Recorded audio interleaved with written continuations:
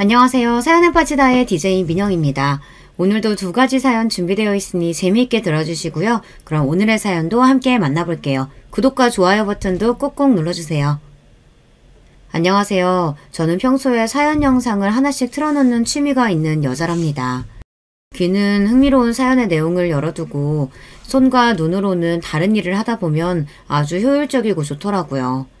여러분도 혹시나 일상 속에서 지루한 과정을 처리하실 일이 있거든 사연 영상을 하나씩 틀어놓으시면 덜 지루하고 시간도 빨리 가고 재미있으실 거라고 그렇게 조언을 드리고 싶어요. 그동안 사연을 신청하는 걸 머릿속으로 상상만 해왔는데 드디어 현실로 이뤄보네요. 이렇게 별거 아닌 듯 싶어도 작은 도전을 통해서 일상의 활력이 찾아오는 것 같아요. 넓게 보면 인생의 그림이 다채로워지고요. 단조로운 것만큼 지루한 것은 없으니 인생이 다채로운 모양으로 사라지면 당연히 좋겠지만 그게 가슴이 철렁 내려앉는 롤러코스터 놀이기구처럼 무서운 내리막길 구간이 있다면 그건 또 너무 감당하기 힘들겠죠. 언제 상승 곡선이 있을지 기약이 없으니 내리막길 구간을 내려간 다음에는 온통 눈앞이 캄캄할 테니 말입니다. 요즘에는 스마트폰이 있어서 그런가 불로소득을 향한 접근 방식이 너무 쉬워져서 아직 사리분별이 안 되는 젊은 어린 나이의 청년들이 많이 희생되네요. 한창 젊은 청소년들의 비트코인 실패 뉴스가 시끄럽게 보도되고 있을 때 어떤 어르신이 인터뷰에서 목소리를 내시기를 요즘 젊은이들이 성실하고 정직하게 일을 해서 돈을 벌고 모을 생각을 안 하고 요행들만 바라면서 사는 것 같다고 일침을 가하셨어요. 여러분의 생각은 어떠신가요? 인생을 사는 방법에 정답은 없다고 하지만 그래도 이상적인 답안지는 분명히 존재하겠죠.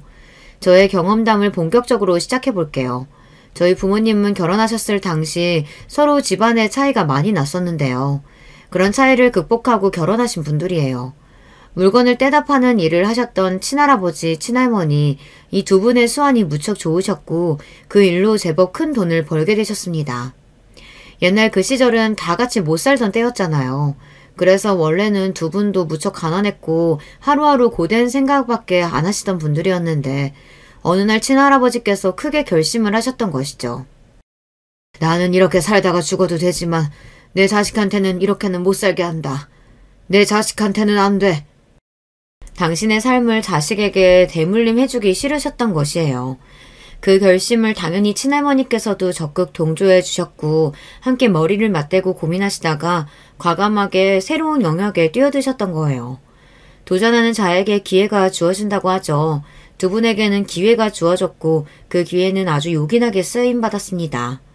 그렇게 스스로 인생을 개척하신 정말 멋진 분들 아래에서 저희 아버지가 자라나셨던 거예요.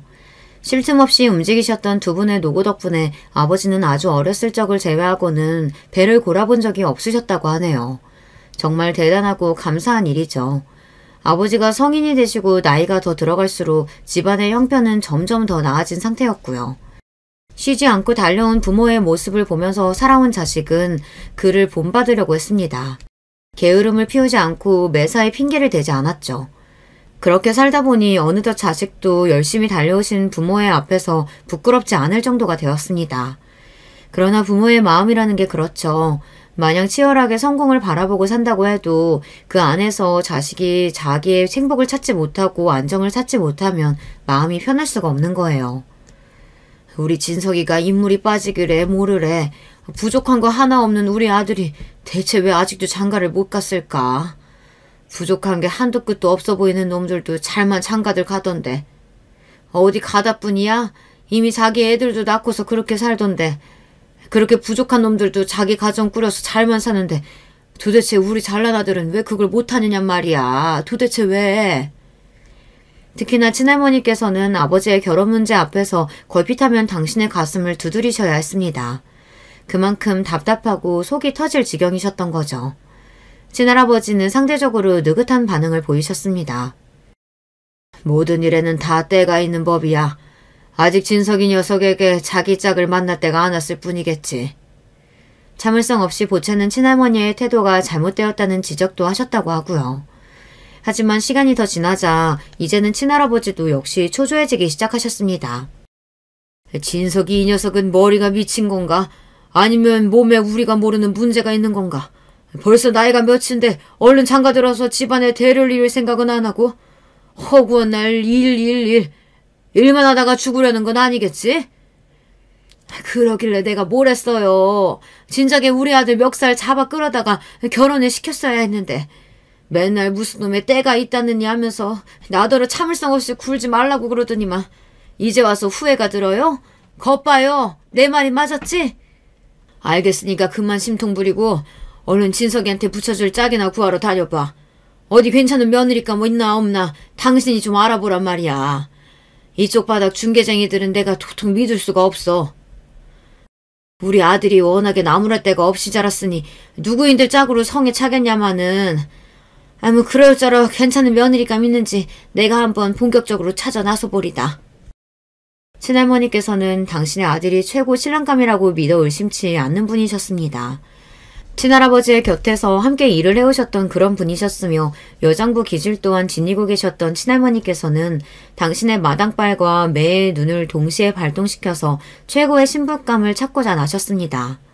웬만한 신부감이 아니면 당신의 눈에 며느리감으로 절대 만족스레 보이실 리가 없었으니까요. 그러나 나중에 친할머니께서 회상하시기를 아버지가 나이가 그 당시에 좀 있는 분이다 보니 어린 여자들은 시집을 안 오려고 했는데요. 아버지가 능력이 아주 좋으신 분이라는 걸 알고 나서는 너나 할 것 없이 시집을 오겠다며 손을 들었다가 보통 내기가 아니신 친할머니를 딱 마주하고 나면 또다시 너나 할 것 없이 그 들었던 손을 슬그머니 내려서 감추었다는 것입니다. 친할머니께서는 그 젊은 아가씨들이 죄다 배가 불러서 사리분별을 못한다고 생각하시며 혀를 끌끌 차셨어요. 그렇지 않고서야 당신의 아들 같은 최고 신랑감을 마다한다는 게 말이 안 되었거든요. 친할머니께서 아들 사랑이 너무 지극하셨기 때문에 착각을 그리 하신 것만은 아니었어요. 객관적으로 아버지의 조건이 좋았으니까요. 그리고 요즘도 아니고 그 시절까지만 해도 결혼을 하는 모양새가 중매나 맞선을 끼는 경우가 허다했고 여자 쪽이 나이가 한참 어린 게 전혀 놀랍지 않았으니까요.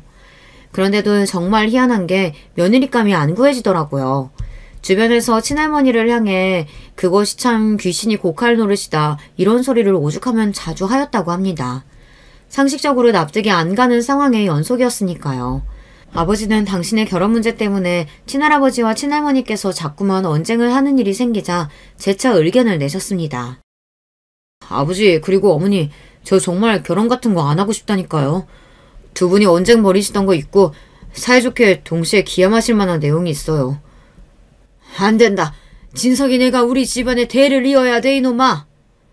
그래 우리가 뭐하러 이날이 때까지 피똥 싸가며 열심히 살았는데 그건 다 너를 위해서였어. 너 잘 되는 거 보려고. 네가 어려움 없이 잘 살았으면 해서 그런 거야. 그런데 네가 결혼 안 하면 우리는 어떡하니? 강인한 친할머니께서 드물게 눈물까지 글썽글썽 하시자 아버지가 한숨을 쉬며 안타까운 목소리를 내셨어요. 결혼을 안 해도 잘 살 수 있는 거 아니에요? 저는 아버지하고 어머니하고 이렇게만 살아도 좋아요. 우리가 안 좋아. 진석아, 사람은 나이를 먹으면 누구나 결혼을 하는 거란다. 반드시 그래야 하는 법이야. 그러는 법이 어디 있어요. 뒷산 아래에 사시는 용철이 삼촌도 결혼 안 하셨잖아요. 나이가 이제 50이 다 되어가던데 그래도 잘만 사시잖아요. 그래서 불쌍한 인간이라고 온 동네에서 손가락질 받잖니. 그건 동네 분들이 이상한 겁니다. 결혼 안 한 게 이상한 게 아니에요. 불과 몇십 년만 지나보잖아요. 그때는 결혼이 필수가 아니라 선택이라고 모두가 말하는 시대가 올 겁니다. 두고 보세요. 뭘 두고 봐. 나는 안 두고 보련다. 나는 우리 진석이가 결혼하는 거 보련다. 나는 누구보다 잘난 우리 아들 진석이가 결혼 안 하고 주변에서 이상하다는 손가락질이나 받으며 늙어가는 거 그거 절대 용납 못해. 진석이 너 딱 말해봐라. 결혼을 하면 어디 죽는 병이라도 걸렸니? 그래서 그래? 아니에요. 단순한 이야기예요. 저는 결혼하고 싶은 여자가 없어요. 여자친구를 2번 사귀어봤지만 결혼하고 싶다는 생각은 전혀 안 들었습니다. 그래서 저는 결혼할 팔자가 아니라고 생각하게 되었어요. 대신 일을 할 때면 즐겁고 힘이 납니다. 누가 그렇게 열심히 살라고 등 떠민 것도 아닌데 그러는 버릇을 너는 왜 네 아버지한테서 쓸데없이 물려받았어? 진석아, 너 혹시 만약에 너 마음에 드는 여자 나타나면 그때는 결혼할 거니? 응? 그럴 거지? 글쎄요. 아마도 그렇겠죠? 하지만 어머니가 소개해주신 여자들은 제 마음에 조금도 들지 않았어요. 전부 좋은 분들이었으나 결혼할 인연은 아닌 듯 싶었어요. 그 여자들 다 잊어버려. 내가 원하는 며느리감들은 애초에 아니었는데 거참 희한하게 실이 너하고 붙여줄 아가씨 후보들이 내 손에 안 잡혀 들어온단 말이야. 암만 생각해도 요상해. 어머니, 제발 적당히 하세요. 안 되는 걸 억지로 하려고 드시니까 하늘이 일을 그르쳐 놓는 것이겠죠. 아버지가 피곤하다는 듯 고개를 흔들었으나 친할머니의 의욕은 더욱이 활활 타오르고 있었습니다. 다른 게 대수였겠나요? 당신의 아들을 결혼시키는 만큼 우선시 되는 것은 없었으니까요. 이제 할머니께서는 친할아버지의 전폭적인 지원까지 받아가며 다른 지역까지 출동하셔서 며느리감 물색에 들어가셨습니다. 그리고 최종으로 3명의 신상을 기재하여 아버지에게 내미셨죠. 드디어 됐다. 우리 아들, 이제 이 중에서 네 마음에 가장 드는 아가씨하고 결혼하면 돼. 내가 셋 모두한테 이미 모든 동의 다 받아놨다. 너만 대답하면 이제 끝이야. 그러자 아버지는 몹시 난감하신 얼굴이 되셨고 친할아버지와 친할머니 앞에서 사흘 후에 긴히 드릴 말씀이 있다고 그러셨습니다. 두 분은 영문을 모르셨고요. 심사숙고해서 선별해내신 며느리감 후보들이 친할머니께선 모두 마음에 드셨어요. 그건 친할아버지 역시도 마찬가지셨고요. 그래서 두 분은 더욱 떨리는 심정으로 사흘 후를 기다렸습니다.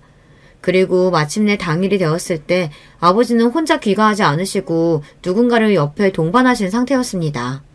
두 눈을 의심하시던 두 분 앞에서 마침내 모습을 드러낸 저희 어머니가 인사를 올리셨습니다. 안녕하세요. 처음 인사드립니다. 꾸벅 인사를 올리는 모습에 친할머니께서는 설명을 요구하시는 눈빛으로 아버지를 바라보셨습니다. 그리고 아버지가 말씀하셨죠. 아버지 어머니, 제가 결혼할 여자입니다. 저 이 여자하고 결혼하고 싶습니다. 친할아버지께서는 너무 당황하고 놀라신 나머지 급하게 움직이시다 넘어지기까지 하셨습니다.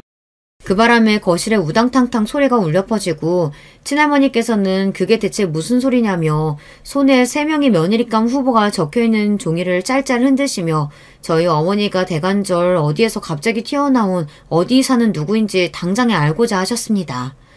그래서 그때 정말 정신이 하나도 없었다고 어머니가 두고두고 곱씹으셨죠. 뭐라고? 집에 돈은 없는데 빚이 있어? 그리고 외가의 상황을 들으시자마자 친할머니께서는 반쯤 혼절을 하셨습니다. 그동안 당신께서 오만 고생을 다해가며 최고의 며느리감을 찾아 헤매셨으니 그러실 만도 했죠. 친가 집안하고는 외가 집안의 양상이 반대였는데요. 사실 외가족이 원래 그런 대로 사는 집안이었습니다. 열심히 맨 땅에 헤딩해가며 자수성가의 길로 나아가고 있던 게 친가였다면 원체 사는 형편이 그럭저럭 따라주었건만 난데없는 비극을 맞이하여 나락으로 떨어진 게 외가였던 것입니다. 외할아버지께서는 가장 가까이 지내셨던 당신의 지인 두 분에게 사기를 당하시는 일이 있었어요. 내 평생 게으름 한번 떨지 않고 부지런하게 살아오면서 처자식 먹여 살리느라 애쓰고 재산관리도 내 나름대로 착실하게 했건만 이런 기가 막히는 일 때문에 내 재산을 다 날려먹었구나. 나와 친형제나 다름없다고 믿었던 그런 사람들이 내 뒤통수만 내내 노리고 있을 줄이야. 이 세상에 믿을 수 있는 건 아무것도 없었던 거야. 내가 너무 아니라고도 순진하고 바보 같았구나. 어찌 겁도 없이 사람의 속을 들여다볼 수도 없으면서 함부로 감히 믿어버렸는가. 내가 왜 그랬을까? 대체 왜? 외할아버지께서는 피를 토하시는 심정으로 괴로워하셨습니다. 사기를 치고 돈을 챙겨서 잠적해버렸던 그 나쁜 놈들은 밤낮 없이 원망하고 저주하셨고요. 타고난 풍채만큼이나 항시 기세가 좋으셨던 외할아버지께서 충격과 절망에 빠져 쓰러지신 것에 외할머니께서는 눈물로 하루하루를 버티고 계셨습니다. 외가에 닥친 그 비극적인 사건은 외가 식구들에게 경각심을 안겨주었어요. 절대 남을 함부로 믿어서는 안 된다는 뼈아픈 교훈이 새겨진 것이었죠. 어느새 외가 식구들은 세상을 비관적으로 바라보며 세상 일이란 전부 부질없는 것이라고 여기며 모든 것을 다 원망하고 있었습니다. 그래서 전부 눈빛들이 살벌해졌죠. 햇살이 내리쬐던 보금자리는 이제 하루 종일 어두침침한 단칸방으로 탈바꿈한 지 오래였습니다. 그렇게 다들 좌절의 구렁텅이에 빠져서 다시는 그 이전처럼 환하게 웃으며 지낼 수 없을 것처럼 되고 말았던 그때였으나 사는 게 전부 다 부질없다고 고단한 표정으로 내내 일만 하다 정말 짧은 휴식 시간에 밖에 나와 멍하게 앉아 계셨던 어머니를 운명같이 아버지가 지나가시다가 딱 발견하셨는데 그 즉시 눈이 번쩍 뜨였던 것이에요. 특별한 용건 아니라면 저리 꺼지세요. 안 죽고 살려면 돈 벌어야 해서 바쁩니다. 1초가 아까워요. 아버지가 다가가서 말 한마디 안녕하세요 라고 하자마자 어머니한테 들으신 반응이었습니다. 그리고 아버지는 몇 날 며칠이 지나도록 머릿속에 온통 어머니뿐이었죠. 그 무렵 친할머니께서는 본격적으로 며느리감 물색에 나서겠다고 하고 계셨는데요. 그 소리를 듣자마자 아버지는 희한하게 어머니밖에 안 떠오더랍니다. 딱 한 번 5분도 안 되는 짧은 시간 동안 바라보았던 여자가 잊혀지지 않아 아버지는 당신이 아무래도 이상한 놈이니까 절대 결혼 같은 건 못할 거라고 더더욱 생각이 드셨던 겁니다. 시간이 더 흘러서 친할머니께서 아예 다른 지역까지 가서 완벽한 며느리감을 찾아오겠다고 하시는 것을 들으셨던 아버지는 초조해지셨습니다. 어머니를 보셨던 곳에 찾아가서 무작정 기다리셨죠. 그리고 마침내 어머니가 공장 건물에서 터덜터덜 걸어 나오시는 걸 보자마자 교제를 청하셨고요. 나에 대해 뭘 한다고 다짜고짜 교제하자고 그러세요? 이제부터 알아가야죠. 좋은 말로 할 때 꺼지세요. 저는 사람 안 믿는 사람입니다. 그쪽을 믿을 수가 없고요. 세상에서 제일 싫어하는 게 사기꾼이에요. 마침 그쪽이 사기꾼처럼 보이고요. 아버지는 제발 당신이 사기꾼이 아니라는 것만 증명할 기회를 달라며 간청하셨습니다. 당신이 멀쩡히 일하는 것도 있고 가족도 있고 그 집에 돈도 있다는 걸 확인만 해달라고 비셨고요.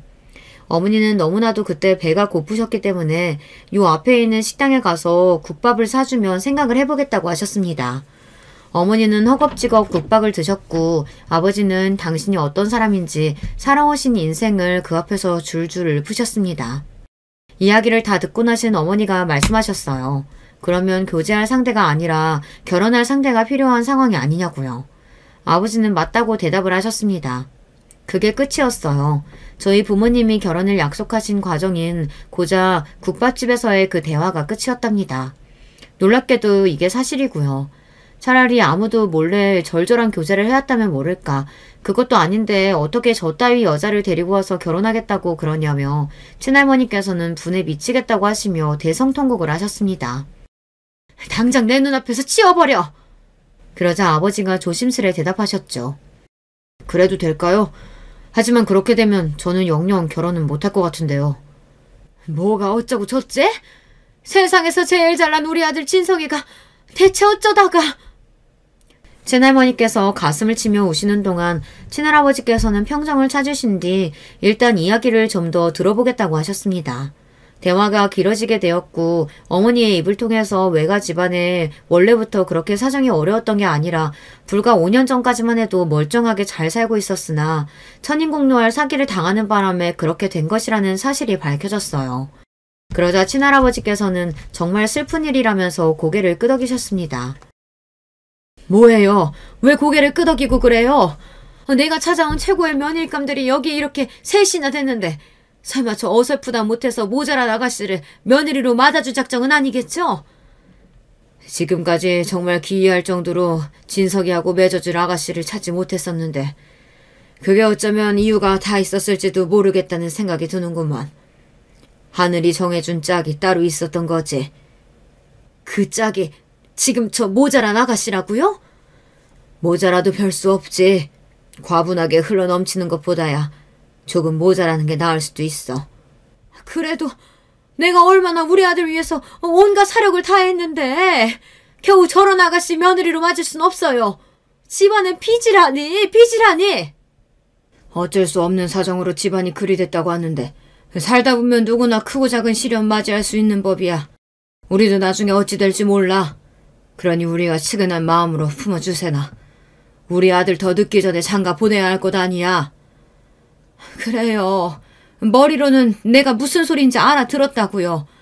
하지만 이 가슴이 너무 분하고 원통해서 우리 잘난 아들이 고작 저런 아가씨한테 홀라당 넘어간 게 기가 막히다고요. 친할머니께서는 당신이 울분을 토하시는 와중에도 아버지만 난감해 하실 뿐이지 어머니는 허공만 바라보고 계시는 것에 더욱 화딱지가 나셨습니다. 마지못해 결혼은 허락해 주어도 앞으로 가만 안 두겠다고 하셨죠. 어머니의 반응은 간결했습니다.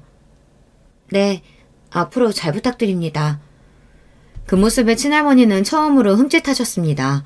5년 동안 지옥의 구렁텅이 속을 사정없이 구르셨던 어머니의 내공이 엿보였기 때문입니다. 어머니는 친할머니께서 그 어떤 괴롭힘을 선사하시든 꿈쩍도 하지 않았습니다. 빚에 시달리지 않고 자는 공간도 넓은 집에서 생활하는 것만으로도 어머니는 너무 행복하셨고 만족하셨기 때문입니다. 조건을 보고 얼떨결에 결혼하셨던 어머니셨으나 아버지와 부부싸움 하는 법 없이 평화롭게 잘 사셨답니다. 어머니만 보면 이를 바득바득 하시며 당신이 최고의 며느리감을 찾아내기 위해 드렸던 그 모든 헛수고를 떠올리시느라 악에 받쳐 계셨던 친할머니께서는 시간이 지날수록 차차 마음을 열게 되셨어요.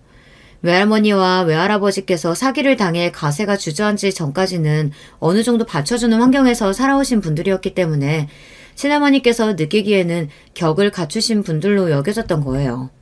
그게 바로 졸부가 가지지 못한 고전적인 품격이라고 여기신 친할머니께서는 자연스레 당신의 며느리를 향해 가산점을 주기 시작하셨습니다.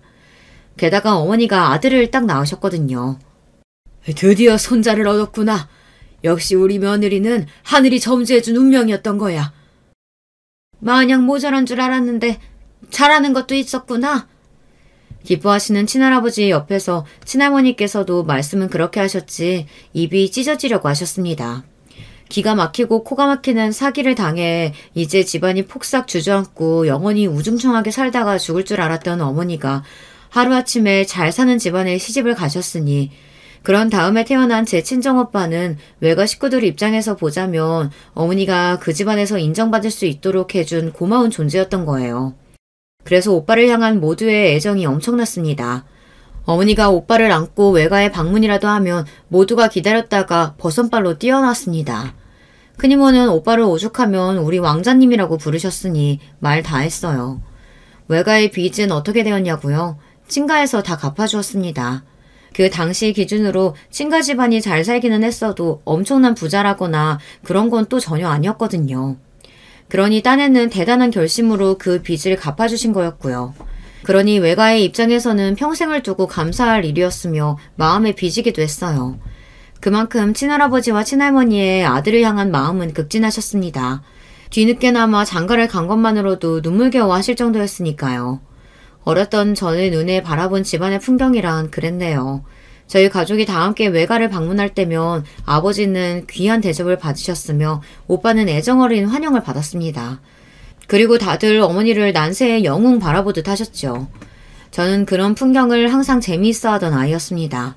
둘째라고 해서 딸이라고 해서 오빠보다 후순위로 항상 밀려났지만 그걸 가지고 단 한 번도 억울해하고 서운해한 적은 없었죠. 그래서 다들 이런 저를 신기하게 쳐다볼 정도였습니다. 제가 오빠를 질투하지 않는 게 말이 안 된다고 다들 그랬어요. 하지만 저는 진심으로 질투가 안 났고 상황을 지켜보면서 이해하고 해석하는 것에만 관심이 있었을 뿐이에요. 이런 저를 보실 때마다 친할머니께서는 눈을 가늘게 뜨셨어요. 왜 하필 우리 귀한 손자가 아니라 소녀가 저런 차분하고 대범한 기질을 물려받은 건가. 저희 부모님의 침착한 성격이나 과감한 판단력 이런 것들을 제가 고루 물려받았다고 보셨죠. 반면에 저희 부모님이 지니신 잡생각을 너무 오래하는 습관이나 충동적으로 일을 벌리는 기질 같은 것은 오빠가 물려받은 모양이었습니다.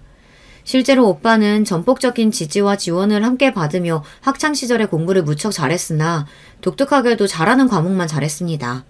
굳이 따져보자면 문과형 머리였어요.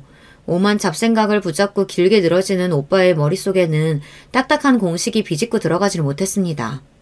반면에 저는 오빠처럼 머리가 비상하진 않았어도 전 과목을 고루고루 다 잘 해내는 편이었고요.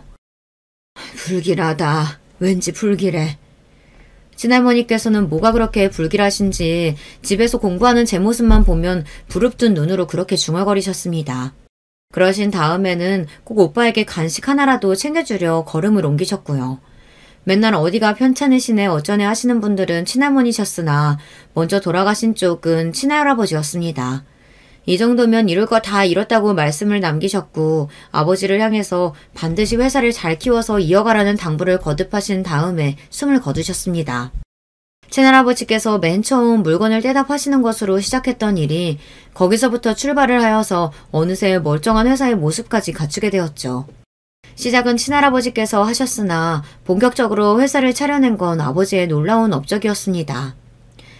만일 내가 결혼을 남들이 하는 나이에 하기만 했어도 내 자식이 회사 물려받을 후계자 위치에 이미 있었을 텐데 아버지가 그걸 못 보고 돌아가시다니. 친할아버지께서 돌아가셨을 때 눈물을 훔치시며 아버지가 그런 말씀을 한참이나 반복해서 하셨습니다. 다시 태어나도 어머니와 결혼을 하시겠다고 그러시던 아버지였으나 그거와는 별개로 남들에 비해 너무 늦게 결혼하고 가정을 꾸려 효도를 제대로 할 수 없었다는 것에서 오는 후회가 있으신 모양이었어요. 어머니는 오빠를 향해 이제 정말 책임이 막중해졌으니 쉴 수 없이 대학 입시를 준비하라고 그러셨습니다. 그때 마침 오빠가 수험생이었거든요. 내가 꼭 대학을 잘 가야 돼. 명문대 나와서 아버지한테 힘이 되어드려야 돼. 내가 회사를 나중에 물려받아야만 돼. 내가 해내야 돼. 근데 해낼 수 있을까? 이상하게 오빠는 걱정이 많아 보였습니다. 그래서인지 삼수까지 하고 말았어요. 재수도 아니고 삼수를 하는 동안 오빠는 원체 양가에서 든든한 지지를 받던 존재였기에 별로 고생은 안 했죠. 모두가 오빠를 응원하며 애정을 보내주고 있었으니까요. 친할머니께서는 물 떠놓고 매일 기도를 올리셨답니다. 삼수를 한 것 치고는 썩 그렇게 대단한 학교에 가지 못했어요. 그런 오빠와 다르게 저는 단번에 명문대에 입학해냈고요.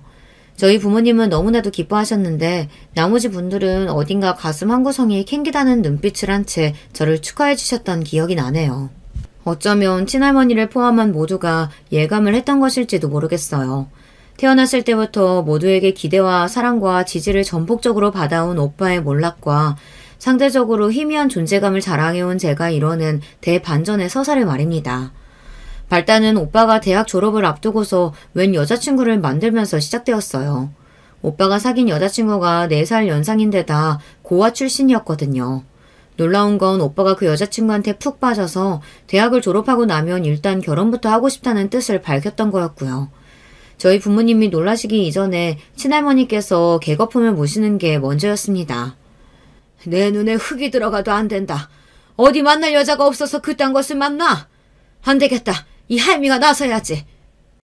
오빠의 기행에 외가도 한바탕 뒤집어진 상태였는데요. 그래서 친할머니께서는 대다수의 동의를 얻어내신 상태에서 오빠와 결혼을 시킬 만한 지덕체를 다 갖춘 아가씨의 정보를 얻어다 5명으로 추리셨습니다. 아버지를 위해서 준비하셨던 옛날에 비하면 후보 숫자가 2 늘어난 셈이었죠. 하지만 그걸 본 오빠가 반항심이 발동해서 대학을 졸업하기 무섭게 그 여자친구와 잠적을 해버린 것입니다. 사랑의 도피였죠. 온 집안이 난리가 났어요. 그리고 나중에 들려온 소식은 그 여자친구가 임신을 했다는 이야기였습니다. 아버지는 괘씸히 하셨고 알아서 책임지고 살라고 선언하셨어요. 당신의 건강도 예전 같지 않았던 데다 회사가 점점 더 중요한 기로에 서 있었는데 아들이라는 게 그런 사고나 치다니 아버지의 입장에서는 천인공노할 만했죠. 어머니 또한 비슷한 입장이셨고요. 친할머니께서 알아놓으신 지 오래였는데 손자 사랑이 지극하셨다곤 하나 그 이전에 아들 사랑이 우선이었습니다. 아버지가 내리신 결정을 친할머니께서는 뒤집으려 하지 못하셨어요. 옛날부터 유독 오빠를 예뻐해온 외가 집안만 매일 초상집이었습니다. 외가 식구들이 몰래 오빠의 연락을 하며 뒤에서 도와주기 시작한 걸 다른 사람들도 모두 눈치챘지만 애써 모른 척하며 지냈고요. 명문대를 좋은 성적으로 졸업한 저는 대기업에 들어가서 2년 1개월 동안 사회생활을 해봤고요. 그런 다음 아버지의 회사로 들어갔습니다. 저는 차분하게 분위기부터 읽으면서 업무를 시작했고요. 내가 이럴 줄 알았어. 손자가 아니라 소녀가 좋은 걸 다 물려받고 태어난 걸 내가 진작에 알아봤었지. 저로서는 좀 민망하게도 이제 회사로 들어간 직후부터 할머니의 건강이 많이 나빠졌습니다. 이제는 슬슬 마음의 준비를 하면서 지내야 할 때가 되었죠. 친할머니의 말씀대로 제가 뭘 타고나기는 했던 건지 회사에 돌아가는 사정이라든가 앞으로 나아가야 할 방향이라든가 아니면 뭘 어떻게 해야 이걸 처리할 수 있고 저걸 진행시킬 수 있겠다는 그런 그림이 머릿속에 너무나도 잘 그려졌어요. 아버지는 저에게 당신보다 제가 더 멀리 내다볼 줄 아는 눈을 지니고 있다고 해주셨습니다. 저는 과찬이라고 생각했으나 그때 저를 바라보시던 아버지의 눈빛은 한없이 진지하기만 했답니다. 저희 집안에 좀 독특한 내력이 있다고 생각했던 것은 제가 남편을 만나고 나서부터예요. 직설적으로 표현을 해보자면 제가 한쪽이 많이 기우는 결혼을 했거든요. 기우는 쪽은 남편 쪽이었고요. 남편은 명문대를 나온 브레인이었고 중견기업에서 좋은 대우를 받으며 일하다가 저희 아버지의 회사로 넘어온 인재였습니다. 하지만 집안이 몹시 가난한 편이었어요. 왜냐하면 시아버지께서 크게 사기를 당하셔서 전 재산을 다 날리셨기 때문입니다. 그걸 만회해 보시려고 이것저것 많이 해보시다가 죄다 실패하신 뒤에 빚만 잔뜩 쌓으셨고요. 완전히 똑같지는 않아도 왠지 저희 외가가 옛날에 겪었던 것과 비슷하지 않나요? 사기 때문에 집이 주저앉은 거요. 그래서 제가 어쩌면 그 사정을 알고 나서 남편에게 관심이 가져졌던 건지도 모르겠어요. 시아버지께서는 남편이 고등학교 때 술병이 나서 돌아가셨습니다. 남편은 죽기 살기로 코피를 쏟아가며 공부에만 매진했고 그 결과 명문대 입학이라는 쾌거를 이뤄낼 수 있었어요. 시어머니께서는 당신의 기특한 아들만 바라보시며 삶을 놓지 않으셨고 식당 일부터 새벽 목욕탕 청소일까지 안 해보신 일이 없을 정도로 쉬지 않고 열심히 사셨습니다. 그래봤자 가난을 벗어날 수는 없었으나 이제 명문대생이 된 아들이 희망의 불씨를 피워주셨으니까요. 그런데 남편이 외동이 아니었고요. 여동생이 하나 있었습니다. 신우이인데요. 신우이는 남편과 다르게 공부에 썩 재능이 없었어요. 끈기도 없었고요. 취업이 잘 된다는 전문대만 간신히 들어갔습니다. 사실 그마저도 시어머니께서 반대를 하셨었다네요. 네가 대학을 나와서 뭐하게. 하루빨리 돈이나 벌어서 네 오빠 학비에 보탤 생각은 않고. 전문대? 그것도 대학이니? 괜히 2년 시간만 버리는 거 아니야? 시어머니께서는 해교나 용돈 같은 건 꿈도 꾸지 말라며 시누이에게 으름장을 놓으셨습니다. 시어머니의 입장에서는 가뜩이나 살기 힘들고 팍팍해 죽겠는데 아들 하나만 바라보고 악착같이 버티고 있는 건데 딸이 함께 희생하면서 협조는 못해줄 망정 자기는 대학이나 가겠다고 그러고 있었으니 답답하고 배신감마저 드셨던 것이었죠. 그리고 시누이는 속으로 많은 서러움을 느끼고 있었고요. 남편도 그 사정을 다 알았었는데 나중에 자기가 잘 되어서 시누이한테 많은 걸 누리게 해주면 될 일이라고 여기면서 그 시기에는 모른 척하며 그냥 가만히 있었다고 합니다. 그런데 그게 화근이었나 봐요. 대학을 졸업하자마자 이제 돈이나 벌어오라고 소리를 지르시던 시어머니를 보며 열이 받았던 시누이가 돈이 될 만한 모든 것들을 집에서 싹 챙겨가다가 잠적을 했던 것입니다. 이때 시어머니께서 뒷목을 잡고 쓰러지셨다네요. 가뜩이나 고된 일 하시며 몸 상태가 썩 좋지 못하셨는데 갑자기 스트레스를 확 받으시니 몸이 못 버텼던 거예요. 병원으로 실려가신 시어머니께서는 여러 가지 검사를 받으신 이후 혈관 수술까지 받으셨습니다. 잘못 키운 딸년이 없는 돈까지 다 털어갔는데 내가 괜히 수술 받아서 빚만 늘리는구나. 시어머니께서는 분노에 몸부림을 치셨습니다. 남편이 우리나라에서 내놓으라 하는 명문대생이었기에 그나마 어떻게든 대출을 받아서 그때 해결을 볼 수 있었고요. 대기업도 노려볼 수 있었으나 여러 가지 생각을 해본 끝에 중견기업에 들어가서 빠르게 자리부터 잡았습니다. 그때부터는 미친 듯이 달렸죠. 이 악물고 남편이 일만 하면서 살았고 시어머니께서는 일주일에 2번 식당 아르바이트를 하시면서 몸에 무리가 가지 않는 선에서 적은 돈이나마 버셨습니다. 시어머니의 유일한 삶의 낙은 아들뿐이었죠. 남편이 시어머니의 인생에서 진리이자 빛이었던 거예요. 중견기업에서의 회사 생활에 적응을 마치고 안전 궤도에 접어들자 남편이 여자친구도 만들었었는데 시어머니께서 개거품을 물고 반대하신 바람에 금방 헤어졌습니다. 감히 지방대 나와서 고작 격리일이나 하는 주제에 내 아들을 넘봐? 내 아들이 어떤 아들인데? 내 아들은 미래의 대통령감이야. 근데 고작 그딴 년이 내 아들을 홀려? 시어머니께서는 악에 바치실 대로 바치셔서 제정신이 아니었던 거예요. 웬만큼 성에 차는 그런 아가씨가 아니면 당신의 아들 옆에 나란히 서는 것조차 용납할 수가 없다고 보셨습니다. 그런데 이것도 완전히 똑같지는 않아도 저희 친할머니 경우와 비슷하지 않나요? 저는 남편의 지난 사정을 알면 알수록 강하게 느껴지는 기시감이라는 것을 지울 수 없었던 것 같아요. 어딘가 익숙했죠. 결정적으로 시누이 일도 그러했습니다. 집안에 없는 돈마저 다 챙겨서 잠적했던 시누이가 어느 날 집으로 돌아왔던 건데요. 시누이가 혼자는 아니었어요. 갓난 아기를 품은 채 돌아왔습니다. 시어머니께서 넋이 나간 채로 딱 한 가지만 물어보셨다고 하네요. 네가 낳은 아기는 아니지? 그리고 시누이가 머뭇거리다가 고개를 푹 숙이며 이렇게 대답했고요. 왜 아니겠어요? 시어머니께서는 거의 혼자를 하고 마셨습니다. 정신이 혼미해진 와중에도 당신의 딸을 향해서 애아빠는 그럼 어디 있냐며 그런 걸 물어보셨다고 해요. 애아빠는 도망가서 죽었는지 살았는지 모른다는 대답이 들려오자 그때는 정말 혼절을 하고 마셨습니다.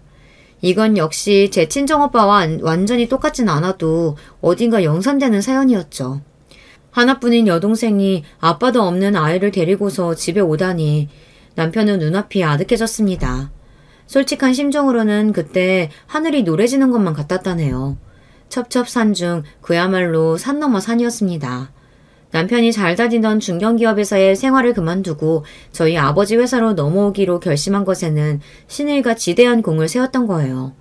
돈을 조금이라도 더 많이 주는 곳, 그러면서도 앞으로 망할 염려가 없는 곳, 미래를 그려볼 수 있는 곳, 그런 곳으로의 이직을 꿈꾸던 남편이 아버지 회사로 넘어왔고 그렇게 제가 남편을 만나게 되었습니다.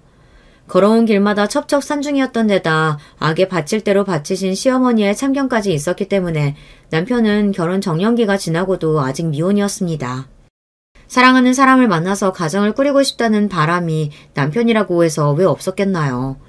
그러나 자신이 처해 있던 여러 가지 상황 때문에 여태까지 그럴 수가 없었던 것 뿐이죠. 남편을 만나고 나서야 저는 부모님의 일화가 비로소 진정으로 이해가 되었습니다. 말로는 설명할 수 없는 그런 기분에 휩싸여 어머니를 처음부터 사랑하게 되셨던 아버지와 딱 한 번 함께 국밥을 먹던 그 자리에서 먼저 결혼을 하자며 이야기를 바로 꺼내셨던 어머니의 그때 그 심정. 그 이야기의 모든 것이 저에게 해당되었으니까요. 돌려서 표현할 것도 없었던 저는 남편과 결혼을 하고 싶었습니다. 저보다 연상인 만큼 진중한 태도를 많이 지닌 남자였어요. 제가 분명 배울 점도 많이 지니고 있었습니다. 솔직히 말해서 저는 제가 타고난 능력 그리고 배경에 기대어 일을 처리할 때 약간은 오만한 구석을 가지고 있었는데 남편을 보면서 왠지 겸손해지는 느낌을 받았습니다. 저 스스로가 아직 나는 멀었구나 라는 기분을 처음 느꼈고요. 그걸 느끼게 해준 남편과 앞으로 기나긴 길을 함께 걸어가고 싶었어요. 저희 부모님은 놀랍게도 제 뜻을 무조건 존중해 주셨습니다. 제 선택이라면 틀리지 않을 것이라고 봐주셨어요. 때로는 과감한 직감이 인생을 성공적으로 이끌어가더라. 내 경험이야. 어머니는 그렇게 말씀해 주셨죠. 오늘 내일 하고 계셨던 친할머니께서는 제가 드디어 미쳐서 이상한 결혼을 한다고 그러셨습니다. 제가 이런 기행을 벌일 것 같으면 차라리 오빠를 용서하고 데려와도 괜찮지 않느냐며 애절한 목소리를 내셨죠. 하지만 돌아가시기 직전에는 저를 향해서 잘해봐라 같은 응원의 말씀을 마지막으로 남겨주신 분이랍니다. 시어머니께서는 남편이 결혼을 하겠다고 하자 일단 깜짝 놀라셨어요. 아이고야, 그게 정말이니? 진심인 거야? 몇 년을 아무 여자하고도 안 만나고 지내는 것 같아서 내 마음이 막 애가 타고 미치겠다가도 나 때문에 우리 아들이 아무것도 못 만나고 그러는 걸까봐 빨리 차마 결혼하라고 채근하지도 못하고 얼마나 가슴만 졸이고 있었는지 모른다. 네가 혼자서 늙어 죽게 되는 건 아닐까. 내가 간밤에도 그 걱정으로 잠을 설쳤는데. 자, 그래서 어떤 여자랑 결혼한다는 거니? 응? 당연히 아가씨 소리 듣도록 너보다 한참 어린 여자겠지? 그렇겠지? 네, 저보다 어립니다. 한참 어리진 않지만 저보다 잘나고 능력이 아주 좋은 여자예요. 뭐? 너보다 잘난 여자가 어딨어? 누군데? 뭐하는 여잔데? 제가 다니는 회사 있잖아요. 회장님 딸이에요. 뭐? 무슨 딸? 누구? 회장님 딸? 시어머니께서는 그대로 오열을 하셨습니다. 내 아들이 드디어 해냈다고 내 아들 최고로 장하다고 외치시며 너무 기뻐서 울다가 끝내 탈진하셨을 정도였다네요. 저도 항시 바쁜 몸이었고 시댁하고 가까이 살지 않았기 때문에 제가 결혼하고 나서 시어머니를 뵐 일이 거의 없었습니다. 전화만 드려도 너무나 좋아해 주시는 분이었고요. 어머, 우리 며느리가 전화를 다 해줬네. 아이고, 황송해라. 바쁘고 귀한 우리 며느리가 굳이 나 때문에 시간 안 내도 됐는데 미안해서 어쩐담? 아니에요, 어머님. 더 자주 연락 못 드려서 그게 죄송하죠. 다음 주말에는 꼭 찾아뵐게요. 적정의 선이라는 걸 아주 적절하게 지키며 잘 지내는 그런 고부 관계라고 저는 생각했었습니다. 아무런 문제가 될 것도 없었고요. 그러던 어느 날 저희 아버지가 건강이 많이 나빠지셨습니다. 마음의 준비를 하시라는 의료진의 말을 듣고 나서 어머니와 부둥켜 안고 엉엉 울었는데 정작 아버지는 의연하셨습니다. 저를 믿는다고 해주셨어요. 내가 말했었지. 너는 나보다 멀리 내다보는 눈을 지녔다. 너의 선택을 믿고 앞으로 곧게 나아가라. 너라면 해낼 수 있어. 나보다 더 멋지게. 그리고 아버지는 오빠를 진작 용서해주지 못하신 것을 후회한다고 하셨습니다. 그것만으로도 저는 의미를 알아들었죠. 슬픔 속에서 아버지를 보내드렸습니다. 하지만 현실의 대비는 지체될 수 없었죠. 저는 아버지가 위독하셨을 때부터 남편과 상의해온 것들을 실현하기로 하였습니다. 아버지도 이런 제 결정을 다 짐작하고 돌아가신 상태였고요. 그건 바로 남편이 회사를 대표하는 얼굴이 되는 것이었어요. 이런 중대한 사항을 오래 미뤄줄 수 없어 빠른 준비를 마친 끝에 발표를 했습니다. 뭐? 내 아들이 회사를 물려받아? 이럴 수가. 신이시여 감사합니다. 기특한 내 아들이 결국에는 거기까지 해냈구나. 아들 바라기 시어머니께서 감격에 차셨으면 물론이고요. 남편이 회사의 대표로 등극한 걸 직접 봐야겠다고 하셨고 당연히 회사로 와보고 싶어 하실 수 있다고 생각해서 저희 부부가 흔쾌히 시어머니를 맞이하였어요. 회사 건물에 도착하신 시어머니를 남편이 듬직한 모습으로 맞아들였습니다. 저는 흐뭇한 미소를 짓고 있었고요. 그런데 감동에 젖은 눈으로 여기저기를 둘러보시며 이동하시던 시어머니께서 돌연 저를 보며 포욕스러운 눈빛을 하시더니 이렇게 말씀하신 겁니다. 너는 뭔데 여기 있니? 너는 이제 없어도 되는데 말이야. 네? 어머님 그게 무슨 말씀이세요? 이 회사가 어떤 곳인지 어머님도 잘 아시면서요. 잘 알지. 이제 내 아들의 것이 된 회사라는 거. 내가 잘 알지. 그러니까 하는 소리 아니겠니? 네가 내 아들 옆에 계속 붙어있으면 내 아들의 뜻대로 회사 꾸려가는 것에 방해만 되겠지. 네가 얼마나 창업주 핏줄이랍시고 오만참견 다 하겠니? 그래봤자 이제 이 회사는 내 아들 건데. 그러니까 너는 이만 퇴장하는 게 좋겠다. 네 역할 다 해줬으니까 내 아들하고 조용히 이혼만 해주면 내가 아주 바랄 게 없겠어. 사람이 너무 놀라면 아무 말도 안 나오고 그냥 어이없는 웃음 정도만 지어진다는 게 제가 그 자리에서 알았습니다. 시어머니를 만류할 필요도 없었어요. 하얗게 질린 남편이 당장 시어머니의 팔을 잡고 끌고 가기 시작했거든요. 미치신 거예요? 노망 나셨어요? 어머니 진짜 왜 이러시는 거예요? 당장 일단 나가세요. 나가긴 뭘 나가? 내 아들 회사에서 내가 있겠다는데. 어머니 여기 제 회사 아니에요. 어머니 아들 회사 아니라고요. 실질적인 회사의 소유주, 그러니까 진짜 주인이자 실권자는 어머니 며느리예요. 어머니 아들은 그냥 말 그대로 꼭대기에서 일을 하는 대표 역할이라고요. 이해가 안 되세요? 남편이 분통을 터뜨렸고 시어머니께서는 얼이 빠져버리셨습니다. 입만 뻐끔거리시다가 저를 돌아보셨고요. 민망함과 수치시며 얼굴을 빨갛게 물들이셨죠. 그러더니 앓는 소리를 내시며 쓰러지셨습니다.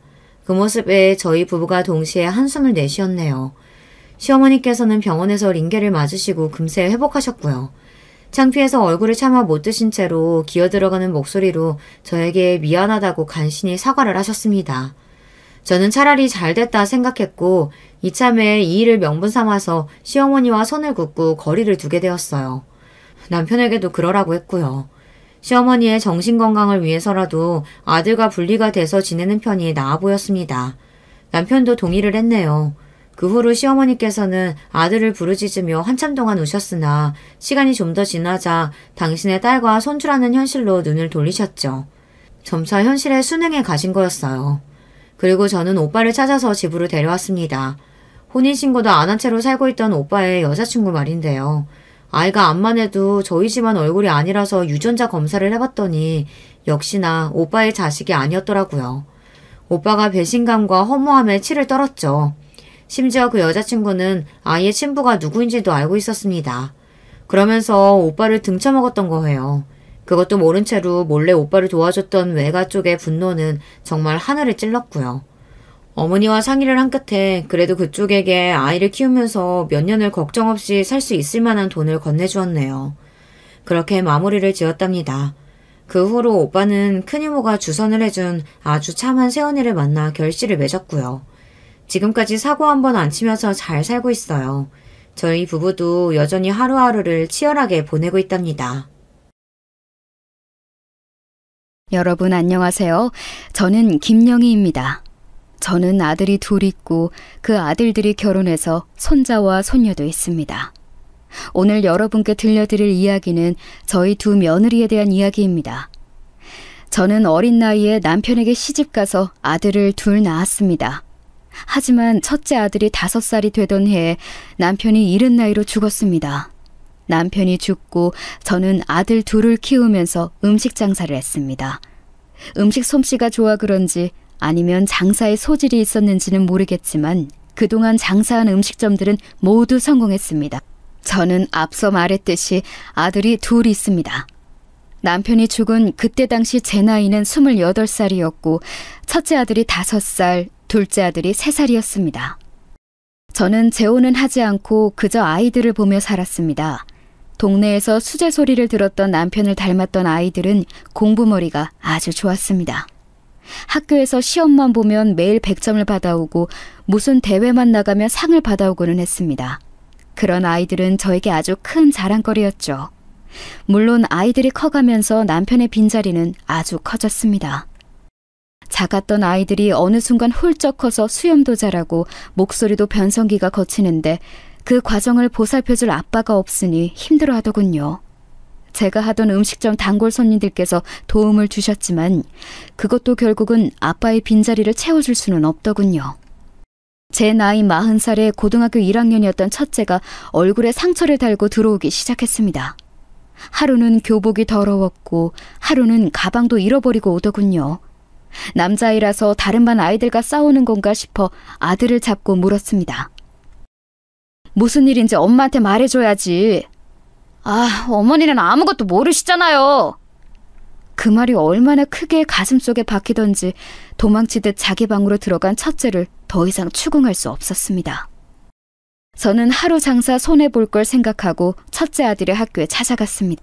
가서 아들의 담임에게 촌지도 좀 찔러주고 아들의 학교 생활도 들을 수 있었습니다. 전교 1등은 아니지만 10등 안에는 들어간다는 것도 알 수 있었죠. 사춘기가 시작하는 나이라 그런지 더 이상 성적표나 시험지도 보여주지 않았거든요. 아무튼 듣는 중에 아들이 반 학생들 중에서 악질은 학생에게 찍혔다는 이야기를 들을 수 있었습니다. 저도 이제 막 알았는데 반에서 공부도 안 하고 놀기만 하는 양아치 같은 놈들이 이상한 말을 하면서 괴롭히더군요. 이상한 말이요? 무슨 말이요? 아버님 되시는 분이 바람나서 가족들 버리고 도망갔다라는 이야기가 돌았다고 하더군요. 어머, 무슨 그런 헛소문이. 애들 아빠가 애들 어릴 때 교통사고로 일찍 떠났어요. 바람나거나 그런 거 아니고요. 애들 아빠가 애들을 얼마나 좋아했는데 어디서 그런 헛소문이 돌았을까요? 아이고 어머니, 알죠. 너무 걱정하지 마세요. 제가 이제라도 알았으니까 다시는 그런 헛소문 안 돌게 단속하겠습니다. 정말 어디서 그런 헛소문이 돌았는지 당장이라도 그 소문을 냈다는 아이를 찾아가 멱살이라도 쥐고 흔들고 싶은 심정이었습니다. 담임은 본인이 알아서 잘 해결할 테니 너무 걱정하지 말라고 웃더군요. 그럼 오기 전에 해결했었어야지 하고 쏘아붙이고 싶었지만 저는 꾹 눌러 참고 혹시나 해서 더 챙겨간 돈봉투 하나를 더 찔러주었습니다. 좋다고 입이 찢어져라 웃는 담임에게 몇 번의 다짐을 더 받아내고 저는 교무실을 나왔었죠. 교무실 앞에는 첫째 아들이 절 기다리고 있었습니다. 다행히 오늘은 별일이 없었는지 교복도 깨끗했고 가방도 들고 있더군요. 저는 그런 아들을 데리고 나와 아들 품에 간식거리를 안겨주며 말했습니다. 엄마가 지금 알아서 미안해. 어디서 그런 헛소문이 돌았는지. 너희 아빠가 너희를 얼마나 사랑했는데 그런 이야기가 돌았을까? 제 말을 들은 첫째 아들은 잠시 아무 말도 하지 않더니 곧이어 눈물을 뚝뚝 흘리기 시작했습니다. 저는 그런 아들을 꽉 안아주고 등을 다독여줬죠. 아들은 그렇게 한참을 눈물을 흘리다가 제 어깨에 얼굴을 묻으며 말하더군요. 그날 심한 말해서 죄송해요. 저는 그런 첫째를 더 꽉 안아줬습니다. 그날 저녁 저희 세 가족은 이른 저녁을 먹고 거실에 나란히 누워 많은 이야기를 했습니다. 첫째가 학교에서 반 아이들과 싸웠던 이야기, 둘째 학교에서는 그런 일은 없었는지, 각자의 담임 선생님은 어떤 사람인지, 평소 저녁에는 뭘 하고 있는지, 엄마가 다른 집 엄마들처럼 집에 없어서 미안하다는 말도 했었죠. 그때부터 저는 더 열심히 일했습니다. 그리고 저녁 때는 아이들과 집에 함께 있어주기 위해서 사람을 쓰기 시작했죠. 둘째 아들이 고등학생이 되고 나서는 다른 음식점도 차려서 돈을 모으기 시작했습니다. 수제비도 만들고 국수도 만들어 팔며 할 수 있는 건 뭐든 했습니다. 물론 모든 가게가 잘 된 건 아니었습니다. 어떤 가게는 잘 안 되기도 했지만 저는 꿋꿋하게 장사를 했습니다. 그러는 사이 아이들도 쑥쑥 커서 들어가기 힘들다는 명문대학교에 들어갔습니다. 어머니, 붙었어요! 저 붙었어요! 제 나이 43살, 당당하게 법대에 붙은 첫째가 얼마나 자랑스럽던지. 그날 아들이 대학에 붙은 기념으로 가게 앞에 플랜카드도 걸고 그 주는 돈도 받지 않고 장사를 했습니다. 동네에서도 첫째 아들의 대학 합격을 모두 축하해 주었죠. 둘째 아들도 다르지 않았습니다. 2년 뒤에 떡하니 형과 같은 대학에 합격해 저희 모두를 놀라게 해주었죠. 저는 두 아이들이 합격한 대학이 있는 동네로 이사했습니다. 그렇게 아이들은 각자의 꿈을 향해 갔습니다. 저는 아이들이 공부에만 집중할 수 있도록 뒤에서 열심히 밀어줬죠. 그렇게 세월이 흘러 큰아들은 검사가 됐고 작은 아들은 의사가 됐습니다. 아이들은 일을 시작하자마자 저에게 그만 쉬라고 말하며 가게를 정리했으면 좋겠다고 하더군요. 저도 처음에는 그런 아이들이 고마워 바로 가게를 정리하고 집에 있었습니다. 그런데 한평생 일만 하던 제가 집에만 있으려니 재미가 없더군요. 아이들도 일이 바빠서 집에 잘 들어오지 못하니 텅 빈 집에서 혼자 있는 게 여간 외로운 게 아니더군요. 아무리 좋은 곳을 돌아다녀도 장사하던 때만큼 재미있지는 않았습니다. 제 나이 57살, 저는 아이들에게 고향으로 돌아가고 싶다고 말하고 혼자 고향으로 돌아왔습니다. 그리고 이곳에서 음식점을 하나 차렸죠. 그 음식점이 지금 제가 운영하는 가게들의 본점이 됐고요. 아이들은 고향에까지 내려와 음식점을 다시 시작하는 저를 말렸습니다. 어머니, 이제 저희도 돈을 벌고 있고 저랑 둘째가 어련히 알아서 모실까요? 왜 힘든 장사를 여기까지 와서 하려고 하세요? 그래 엄마, 이제 편하게 살아야지. 언제까지 손에 물 묻혀가며 힘든 음식 장사하려고 그래? 나랑 형이랑 셋이서 오순도순 살자, 응? 한참 바쁠 아이들이 쉬어야 하는 주말마다 와서 가게 접고 다시 올라오라고 성화였지만 저는 끝끝내 거절했습니다. 새로 시작한 가게가 아주 재미있었거든요. 처음부터 차근차근 시작하는 게 오랜만이라서 그런지 오랜만에 활기가 돋았습니다. 됐다. 집에 가만히 앉아있는 건 나한테 안 맞아. 한평생 장사를 해왔던 내가 집에 가만히 있을 수 있겠니? 나는 이게 재미있으니 너희는 내 걱정 말고 너희 걱정이나 해라. 언제까지 엄마랑 함께 살 수는 없는 거잖아. 그렇게 엄마가 걱정되면 얼른 결혼해. 다른 집 아들 딸은 벌써 제 짝 찾아서 결혼하던데 너희는 어쩜 소식도 없니? 결국 아이들은 제 고집을 꺾지 못했고 힘들거나 몸이 좋지 않으면 바로 연락하고 일을 그만두는 거라고 말하더군요. 그렇게 고향에서 한참 바쁘게 장사를 하며 자리를 잡아갈 쯤 첫째 아들이 결혼할 사람이라며 참한 아가씨 한 명을 데리고 가게로 찾아왔습니다. 아들이 평소 존경하던 검사님의 막내딸이라고 하더군요. 이번에 아들이 존경하던 검사님이 은퇴식을 했는데 거기서 만나서 연애를 시작했다고 하더군요. 인사드려요. 우리 어머니예요. 안녕하세요, 어머님. 아들은 저와 인사를 하고 바로 상견례를 진행했습니다. 물 흐르듯이 상견례가 진행되고 결혼식 날짜가 구체적으로 잡혔습니다. 어쩜 이렇게 아드님을 훌륭하게 키우셨어요? 이 사람이 얼마나 아드님 칭찬을 했는지 아세요? 똘똘한 신입이 들어왔다고 어찌나 이야기를 하든지, 은퇴식에서도 그렇게 저희 앞에서 칭찬을 하든지. 이렇게 될 운명이라 그랬나 봐요. 아니에요. 애들이 알아서 컸지 제가 얼마나 했겠어요. 저야말로 저희 아들을 그렇게 잘 챙겨주셨다고 하셨는데 이제야 인사를 드리니 부끄럽네요. 우리 사위가 누굴 닮아 이렇게 겸손할까 했는데 다 사돈을 닮아 그런 거였군요. 화기애애한 상견례가 끝나고 저는 첫째 아들을 불러 집 문서 하나를 내놓았습니다.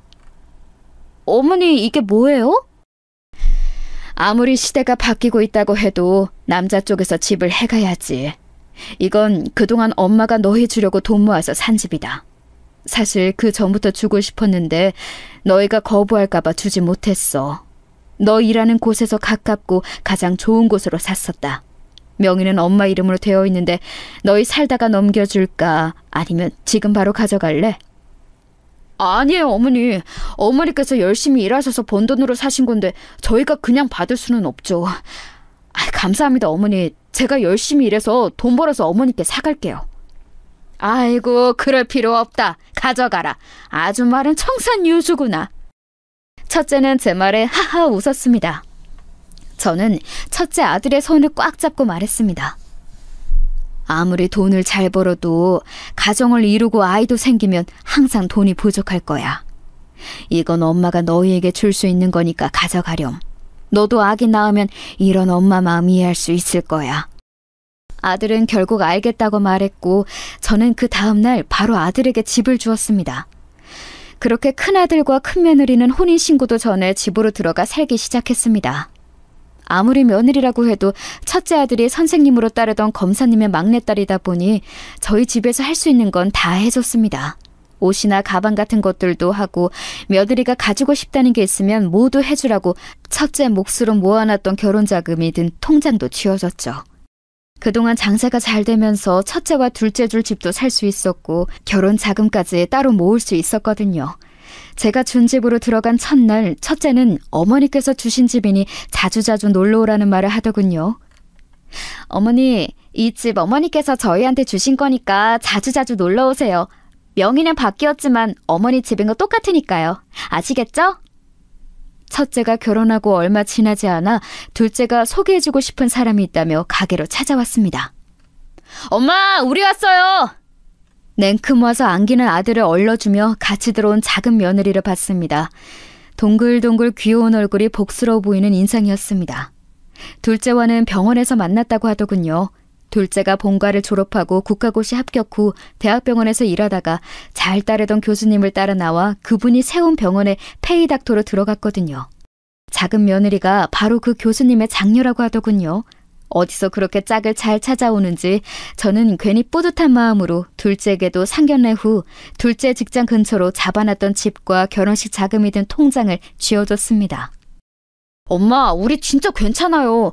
나도 모아놓은 돈 있어요. 됐다. 너가 열심히 일해서 모아놓은 돈은 나중에 더 큰일 생길 때 쓰고 이건 지금 받아둬. 너희 형도 엄마가 집이랑 모은 돈 줬다. 엄마는 옛날 사람이라서 아무리 시대가 변했다고 해도 집은 남자가 해야 한다고 생각한다. 그리고 이건 엄마가 너희 생각해서 모은 돈이야. 그러니까 이거 가져가서 쓰고 이걸로 부족하면 그때 너희가 모은 돈 써도 되는 거니까 가져가서 쓰거라. 엄마 기억 속에 너희는 아직도 어린아이 같은데 벌써 자기 짝 찾아 결혼한다고 하니 너무 대견하더구나. 이건 그런 엄마 마음이라 생각하고 가져가. 그렇게 둘째도 무사히 결혼을 마쳤습니다. 집안의 경사가 끝나고 저는 더욱 바빠졌습니다. 아이들도 각자의 일로 바빠져서 얼굴 보는 게 쉽지 않았죠. 명절이라고 아이들이 며느리들을 데리고 찾아오기도 했지만 그때마다 가게가 바빠서 제대로 된 밥 한 끼 먹는 것도 쉽지 않았습니다.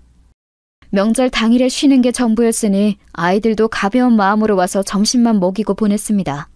잘 먹는 음식들이 있으면 미리 봐뒀다가 그릇에 싸서 챙겨 보냈습니다. 제가 바쁘게 살다 보니까 자연스럽게 며느리들이랑 보는 것도 쉽지 않았습니다. 며느리들도 바쁘다고 전화도 하지 않았고요. 많아봐야 1년에 3번 정도 보는 게 전부였죠. 설에 한 번, 추석에 한 번, 먼저 떠난 남편 제사 때 한 번. 제사도 며느리를 불러서 준비하는 게 아니라 장 보고 음식 만드는 것까지 모두 저 혼자 했습니다. 말이 제사지 그냥 그날 하루 남편이 좋아하던 음식 하는 게 전부였습니다. 굳이 아이들을 부르지도 않았고 며느리들을 부르지도 않았습니다. 그래도 때가 되면 꼬박꼬박 아이들이랑 며느리들이 왔고 저는 외롭지 않게 남편의 제사를 치를 수 있었죠. 혹시나 이 제사가 부담될까봐 저는 아이들과 며느리들을 앉혀놓고 말했습니다. 나 죽거든 이런 제사는 안 해도 된다. 나야 내 마음 편하고 싶어서 먼저 간 남편 못해준 밥이라도 챙겨주고 싶어서 하는 거지. 너희들은 그럴 필요 없어. 에이, 엄마 무슨 그런 섭섭한 말을 해. 그건 엄마 마음이고 나랑 형은 다를 수 있잖아. 엄마가 아버지 제사 마음대로 하는 것처럼 우리도 우리 마음대로 엄마 제사할 수도 있는 거지. 어머니 말씀대로 어머니 마음대로 아버지 제사하시는 거니까 어머니 돌아가시고 나서는 저희 마음대로 어머니 아버지 제사 지낼 거예요. 그러니까 배고프시면 저희 집 찾아오세요. 아시겠죠? 이러는 거 아니겠어요? 정말 말이라도 너무 고마웠죠. 물론 며느리들 마음은 다를지 모르겠지만 그때 저는 제 아이들의 말만이라도 고마웠습니다. 자식이라는 게 그런 거 아니겠어요? 말 한마디로 미웠다가 또 말 한마디로 예쁘고 사랑스럽고 그런 거죠. 아이들이 모두 결혼하고 얼마 지나지 않아 저는 첫 손주를 품에 안을 수 있었습니다. 첫 손자였죠. 게다가 저희 집안에 처음으로 태어난 아기였으니 엄청 귀한 손자였죠. 첫 손주를 품에 안은 날은 정말 감동이었습니다. 행여나 큰며느리가 불편할까봐 3, 7일이 지나서야 손주를 볼 수 있었죠. 아이고, 누구를 닮아서 저렇게 코도 오똑하고 눈도 왕사탕처럼 크다니? 저를 닮았죠. 유리창 너머로 보이는 아기를 보다가 웃으며 대꾸하는 첫째의 등을 가만히 다독였습니다. 고등학생 때 아버지가 없다는 게 이상한 소문으로 와전되어서 고생하던 아이가 이렇게 커서 한 가정의 가장이 되고 한 아이의 아빠가 됐다는 사실에 주책맞게 눈물이 나더군요. 어머니 우세요? 깜짝 놀라 물어보는 아들에게 아무것도 아니라며 옷소매로 대충 눈물을 닦고 준비해간 봉투를 쥐어줬습니다. 아들은 괜찮다고 끝끝내 거부했지만 저는 며느리에게 주는 거라고 받으라고 했죠. 너한테 주는 거 아니야. 아기 낳느라 고생한 내 큰며느리한테 주는 거니까 얼른 가져다 줘. 아니 어머니 진짜 괜찮아요. 우리도 돈 있어요. 이런 데 쓰지 말고 어머니 가게 관리하시는데 더 보태 쓰세요. 그럴 돈 충분히 있으니까 걱정하지 말고 가서 얼른 우리 큰며느리한테 줘. 용돈이라고 하면서. 저는 그대로 첫째에게 돈봉투를 쥐어주고 도망치듯 나왔습니다. 아들은 터미널까지 모셔다 드리겠다고 말했지만 저는 얼른 건물에서 나와 택시를 잡아탔습니다. 택시를 타고 터미널로 가는 길에 큰며느리에게 전화가 오더군요. 어머니, 남편 통해서 용돈 잘 받았어요. 이렇게 큰 돈을 주셔서 너무 감사드려요. 아니다. 우리 큰며느리가 그렇게 고생했는데 돈이야 얼마든지 줄 수 있지. 아범 몰래 용돈 필요하면 연락하고, 알겠니? 네, 어머님. 정말 감사해요. 정확히 2년 뒤 작은 며느리가 손녀를 낳을 때도 저는 큰 며느리와 차별하지 않고 똑같이 돈을 줬습니다. 워낙 쟁쟁한 사돈댁이라서 제가 준 돈이 커 보이지 않을 수 있지만 그게 제 최선이라고 생각해서였죠. 어느 날 첫째가 밤늦게 저를 찾아왔습니다. 반갑게 아들을 반기다가 한껏 굳어있는 얼굴에 큰일이라도 있나 싶어 얼른 집에 데리고 들어와 앉히고는 배불리 밥을 먹였습니다. 밥을 다 먹은 큰아들 앞에 마주보고 앉아 물었습니다. 왜 그래? 무슨 일이 있어? 아, 왜 그렇게 표정이 안 좋아? 어머니, 진짜 너무 죄송해요. 아들 말로는 며느리가 그동안 모은 돈으로 이상한 회사 주식을 대량으로 구매했다고 하더군요. 사돈댁에 돈까지 모두 끌어다 쓰고 거기에 더해서 사채까지 받았다고 했습니다. 아들이 일이 바빠 한동안 집에도 못 들어가고 겨우 쉬는 날이 생겨 집에서 쉬고 있었는데 이상한 남자들이 집 주변을 어슬렁거리더랍니다. 무슨 일인가 싶어 물어봤더니 며느리가 돈을 빌린 사채업자들이었다고 하더군요. 이혼을 하더라도 급한 불부터 끄는 게 우선일 것 같아요. 지금 살고 있는 집을 담보로 대출을 받아 사채부터 갚고 이혼은 그 후에 생각하려고 해요. 진짜 너무 부끄럽고 창피해요. 어머니께는 잘 사는 모습 보여드리고 싶었는데 이다인 먹고 장사하시면서 고생스럽게 돈 버는 어머님께 돈 이야기를 하다니. 그게 뭐가 부끄럽고 창피해. 힘들면 기대라고 가족이 있는 건데. 그리고 그 집 대출 받을 필요 없다. 사채는 내가 갚아주마. 그러니 가정도 있는 남자가 그렇게 고개 숙이고 다니는 거 아니다. 가장이 어깨에 힘을 주고 버텨야지 이런 일 때문에 무너지면 가정도 무너지는 거야. 그렇게 말하면서 저는 혹시 몰라 아이들을 위해 틈틈이 모아놔도 통장을 쥐어주며 말했습니다. 더 필요하면 말해라. 괜히 이런 걸로 기죽지 말고. 큰 며느리랑 살지 안 살지는 너의 마음이지만 그래도 지우를 생각해서라도 이번 건 마음에 묻고 살아봐. 알겠니? 네, 어머니 감사합니다. 그렇게 첫째 아들은 제가 준 돈으로 급한 사채를 해결하고 본인의 통장에서 조금씩 대출금을 갚는 것으로 사태를 막았다고 합니다. 큰 며느리와는 이혼을 한 해 만에 했지만 두 사람 사이에 있는 지우를 위해서 이혼은 하지 않기로 했다고 하더군요. 후에 며느리와 함께 첫째가 와서 감사 인사를 했습니다. 아들은 며느리를 먼저 보내고 저를 앉히더니 종이 하나를 꺼내 내밀더군요. 어머니, 이거 차용증이에요. 차용증? 아이고 됐다. 너희 준 건 나 죽을 때 너희한테 조금이라도 더 남겨주고 싶어서 그동안 모은 너희 거야. 그걸 조금 일찍 준 거고 나는 돌려받을 생각 없다. 그러니까 더더욱 드려야죠. 어머니 돌아가시기 전까지 이 돈 제가 꼭 갚겠습니다. 이건 집사람이랑도 이야기가 된 거예요. 그러니까 이건 제 다짐이 담긴 차용증이에요. 받아주세요. 아들은 그 말을 남기고 차용증을 제게 주고는 가버렸습니다. 저는 그 차용증에 적힌 아들과 며느리의 사인을 가만히 내려보다가 아이들이 준 집문서와 함께 보관하기로 했습니다. 그 후에도 몇 번 큰며느리에게 연락이 왔습니다. 아들 몰래 통장으로 돈을 보내달라고 하더군요. 큰며느리의 핑계도 여러 가지였습니다. 손주 학원비부터 해서 생활비가 부족하다거나 은행 대출금을 갚아야 한다는 이유였죠. 저는 더 캐묻지 않고 그냥 필요하다는 금액을 큰며느리 통장으로 이체해줬고요. 그때쯤 제가 운영하던 가게가 잘 되어서 2호점, 3호점을 낼 때였고 인건비부터 해서 식재료, 월세 등을 다 빼도 제가 벌어가는 돈이 월에 4, 5천원 됐기 때문에 큰 며느리가 요구하는 돈은 해줄 능력이 있었거든요. 그렇게 첫째 아들 내외의 일이 어느 정도 수습될 때쯤 작은 며느리가 둘째 몰래 저를 찾아왔습니다. 작은 며느리는 울며 불며 저를 붙잡고 한참 동안 눈물만 흘리다가 어렵게 입을 열더군요. 어머니, 오빠랑 저랑 하늘이랑 이제 어떻게 살아요? 하늘이는 손녀의 이름이었죠. 둘째나 며느리는 그렇다 치고 손녀 이름까지 나오자 무슨 일인가 싶어 다급히 물어봤습니다. 들어보니 아들과 함께 병원을 운영하던 사돈댁이 최근 2달 사이에 병원을 주상복합 아파트로 확장 이전을 했는데 이전한 곳이 경매로 넘어갈 위기라고 하더군요. 건물주가 어떤 사람과 법적 분쟁이 있었는데 법원에서 돈을 지급하라는 명령이 떨어졌고 건물주가 그 명령을 이행하지 않자 건물주의 부동산에 압류를 걸었다고 하더군요. 그 부동산 중에 하나가 병원이 들어간 주상복합 상가 2층이고요.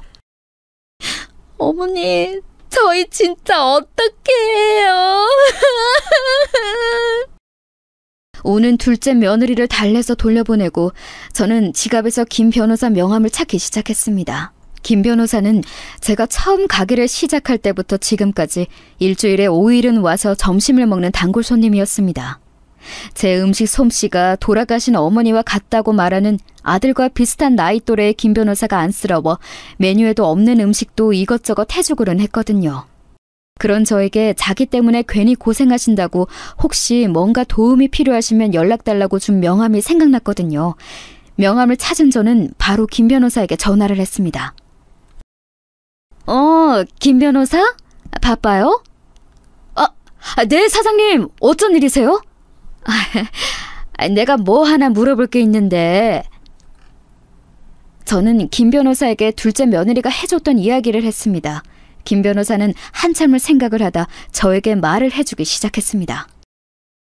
그러니까 정리를 하자면 건물주라는 사람이 법적으로 지급해야 하는 돈이 있는데 그걸 지급하지 않아서 상대방의 부동산 압류를 신청한 거네요. 아마 경매로 넘어갈 거예요. 부동산이 처리되면 채권자가 돈을 받고 남은 돈이 전세금으로 지급되는 걸 거고요.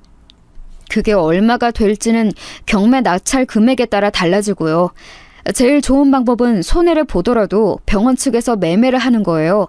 주상복합이니까 건물이 통째로 나왔다고 하더라도 사용하고 있는 호실만 구매할 수 있어요. 사장님 말씀 듣기에는 대형 병원은 아닌 것 같고 최근에 확장 이전을 해서 또 병원을 옮기는 건 병원 입장에서는 손해예요. 차라리 돈을 더 쓰더라도 경매를 통해서 그 호실을 낙찰받고 마음 편하게 병원하는 게 좋을 것 같아요. 이해했어요. 이렇게 불쑥 전화했는데 자세히 이야기해줘서 고마워요. 김 변호사, 내가 또 연락할게요. 전화를 끊은 저는 돈을 마련하기 시작했습니다. 병원이 경매를 통해서 다른 사람한테 넘어가면 둘째가 일하는 것도 불안해지니까 마음이 급해지더군요. 둘째에게 주기 위해 모아놨던 돈과 본점 건물을 담보로 대출을 받았습니다. 그러는 사이 첫 경매가 시작됐더군요. 만약 이 경매에서 다른 사람에게 병원에 있는 호실이 낙찰이 되면 저는 마련한 돈을 그냥 둘째에게 주고 병원을 독립하는 건 어떠냐고 물어볼 생각이었습니다. 경매가 치러진 다음 날 찾아보니 다행히 낙찰받은 사람이 없더군요. 아무래도 지방에 있는 건물이라 매매를 하려는 사람이 없는 것 같았습니다. 한 달 후에 20% 정도 낮아진 가격으로 두 번째 경매가 시작한다고 하더군요. 차라리 잘 됐다는 생각을 하며 저는 어서 시간이 지나길 기다렸습니다. 시간이 흘러 2차 경매가 시작하는 날, 저는 김 변호사와 함께 노트북 앞에 앉았습니다. 혼자 경매를 하겠다는 제가 걱정된 김 변호사는 자기 점심시간까지 양보하고 저를 도와주었습니다. 저도 잘은 모르지만 경매 관련해서 일하는 친구한테 물어봤어요. 제가 옆에서 도와드릴게요. 고마워요, 김 변호사. 다음에 가게 들리면 내가 맛있는 김치찌개 해줄게요. 김 변호사는 계란 후라이도 해주라고 말하며 경매 사이트에 제가 낼 수 있는 최대한의 돈을 적어 보내주더군요. 김 변호사는 이 정도면 충분히 낙찰받을 수 있다고 알려줬고 정말 낙찰을 받았습니다. 저는 낙찰 받자마자 둘째를 불러 이 사실을 알려줬습니다. 다행히 내가 낙찰 받았단다. 그러니까 불안해하지 말고 일하면 되는 거야. 알았지? 사돈 어른께는 엄마가 낙찰 받았다는 건 말씀드리지 말고 아는 사람이 낙찰 받았으니 너무 걱정하지 말라고만 말씀드려. 알았지? 혹여나 사돈 댁에서 부채감을 느낄까봐 덧붙인 말에 아들은 고개를 끄덕이며 말하더군요. 엄마, 진짜 나 엄마한테 잘할게. 엄마가 가게 담보로 대출받은 것도 내가 꼭 갚을게요. 진짜 고마워요, 엄마. 둘째가 그동안 얼마나 마음고생을 했는지 얼굴에 살이 쏙 빠져 보는 제가 다 안타까웠습니다. 저는 그런 둘째의 등을 토닥여주고 말했죠. 대출은 걱정하지 마렴.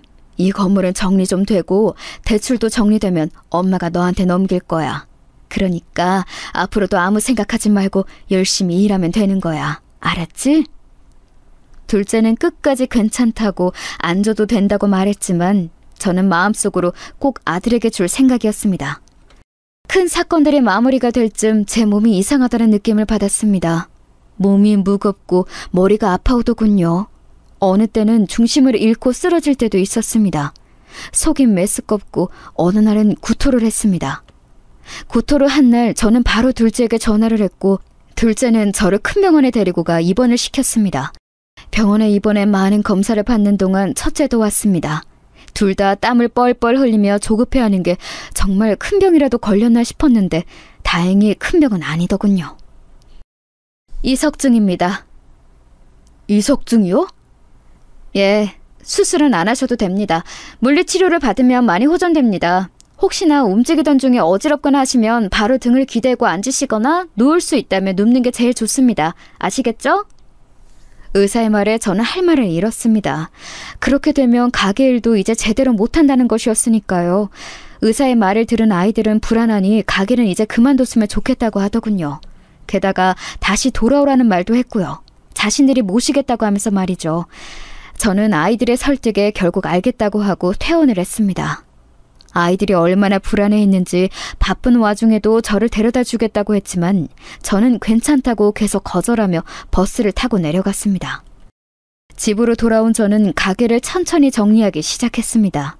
본점과 2, 3호점을 그대로 하고 싶다는 직원들이 있어서 권리금을 받고 레시피와 가게를 그대로 넘겨줬습니다. 그 사이사이 머리가 어지럽고 속이 울렁거리기도 했었지만 제 사정을 알고 있던 직원들이 대처를 잘해줘서 예상보다 빠르게 가게를 넘길 수 있게 되었습니다. 마지막으로 가게를 넘기고 받은 권리금으로 가게를 담보로 잡았던 대출을 갚았죠. 대출 갚고 남은 돈으로 병원 근처에 있는 원룸을 전세로 잡아 짐을 보냈습니다. 물론 그러는 동안에도 큰 며느리에게 생활비가 없다며 생활비를 빌려달라는 연락이 왔습니다. 가게를 넘긴 그날도 큰 며느리가 말한 돈을 보내주면서 전화를 했습니다. 큰애야, 돈 보냈다. 아범에게 들어서 알겠지만 이제 가게를 정리해서 더 이상 돈 보내주는 건 어려울 것 같구나. 이번이 마지막이니까 이제 스스로 해결해야 한다.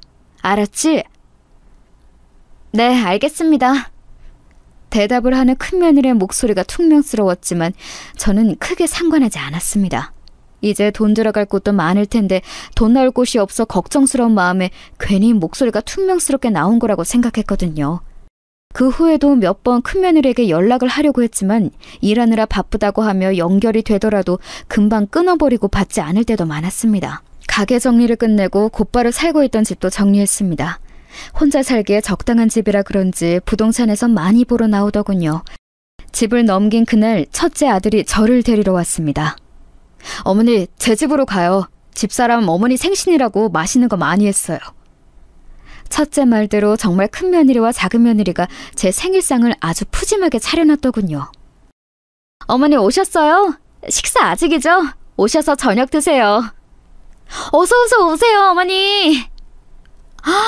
아이고, 이 무슨 진수성찬이냐. 너희가 너무 고생한 거 아니니? 아니에요, 어머님. 어머니 오시는데 이 정도는 당연히 해야죠. 맞아요, 어머님. 게다가 오늘은 어머니 생신이신데 이 정도는 해야 어디 가서 자랑도 하시고 그러시죠. 둘이서 사이좋게 음식을 하고 있었는지 앞치마까지 입고 웃고 있는 게 괜히 마음이 좋지 않았습니다. 귀한 며느리 손에 물을 묻히는 게 미안했거든요. 첫째와 둘째도 어서 들어오라며 저를 주방 식탁으로 안내하더군요. 어머니, 얼른 드셔보세요. 아이들의 권유로 이것저것 아주 맛있는 저녁을 먹고 후식으로 과일까지 먹자 첫째는 중요한 일이 있다며 다시 나갔고 둘째는 잠깐 마트에 다녀오겠다며 집을 나갔습니다. 저도 따라 나가려고 했는데 둘째가 그냥 쉬고 계시라고 해서 나온 김에 화장실에 볼일을 보러 갔죠. 저는 화장실에서 볼일을 보고 나오는데 주방에서 큰 며느리와 작은 며느리가 설거지하려 하며 떠드는 소리가 들리더군요.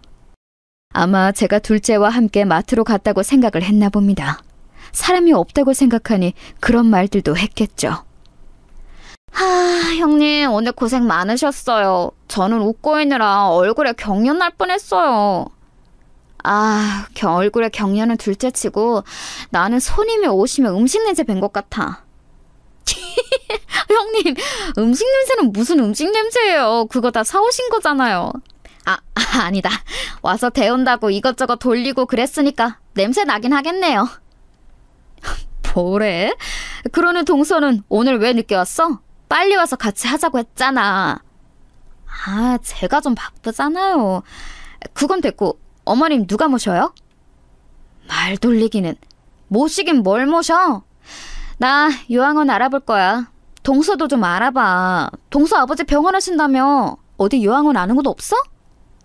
에이, 요양원이요? 병원이랑 요양원이랑 같아요? 그러고 보니까 저기 어디 산골에 있는 요양원은 노인애들 묶어놓고 돌본다고 하던데.